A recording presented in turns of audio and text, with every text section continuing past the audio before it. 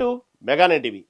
మనం రోజు వాడే వస్తువుల్లో స్వచ్ఛత ఉందా లేదా అని ఆలోచించేలోపే ఫుడ్ మాఫియా మన ప్లేట్లోకి విషాన్ని వడ్డిస్తుంది. తాజాగా హైదరాబాద్ పోలీసులు జరిపిన దాడుల్లో వేల కిలోల కల్తీ ఆహారం పట్టుబడింది. ముఖ్యంగా అల్లం వెల్లుల్లి పేస్టు, నెయ్యి, పన్నీరు తయారీలో వాడుతున్న రసాయనాలు వింటే మీరు ఖచ్చితంగా షాక్ అవుతారు. ఈ కల్తీ రాయిళ్ల ఆట కట్టిస్తున్న పోలీసులపై ఇప్పుడు ప్రశంసల జల్లు కురుస్తుంది.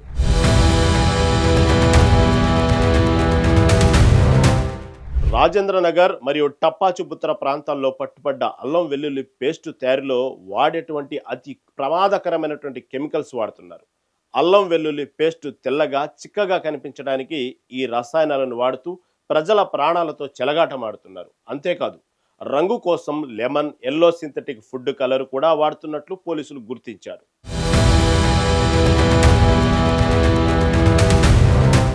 ఇక డైరీ ప్రొడక్ట్స్ విషయానికి వస్తే బంజారా హిల్స్ మరియు సికింద్రాబాద్ ప్రాంతాల్లో కల్తీ నెయ్యి, పన్నీరు నెట్వర్క్ బయటపడింది. స్వచ్ఛమైన నెయ్యి అని నమ్మించి అందులో పామాయిల్, వనస్పతి, డాల్డా మరియు వాడేసిన పాత ఆయిల్ ప్యాకెట్లను కలిపి విక్రయిస్తున్నారు. పన్నీరు, కోవా మరియు మిఠాయిలను అతి భయంకరమైన మురికి వాతావరణంలో తయారు చేస్తూ సామాన్యుడి ఆరోగ్యానికి తూట్లు పొడుస్తున్నారు.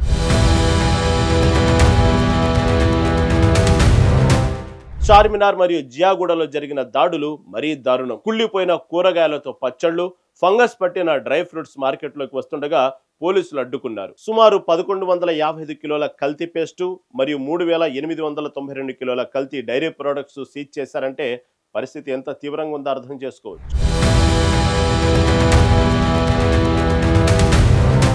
పోలీసుల ఈ మెరుపు దాడులపై నగర ప్రజల నుంచి అభినందనలు వెల్లువెత్తుతున్నాయి. మా ప్రాణాలను కాపాడుతున్న టాస్క్ ఫోర్స్ టీమ్ కి హ్యాట్స్ ఆఫ్ అంటూ సోషల్ మీడియాలో నెటిజన్లు హర్షం వ్యక్తం చేస్తారు. లాభాల కోసం ఇలా రసాయనాలు కలిపి అమ్మే యూనిట్లను శాశ్వతంగా మూసివేయాలని ప్రజలు కోరుతున్నారు. ప్రజల ఆరోగ్యంపై పోలీసులు చూపిస్తున్న ఈ నిబద్ధత నిజంగా అభినందనీయం. మరి మీరు కొనే వస్తువుల్లో స్వచ్ఛతను ఎలా గుర్తిస్తారో కామెంట్ చేయండి.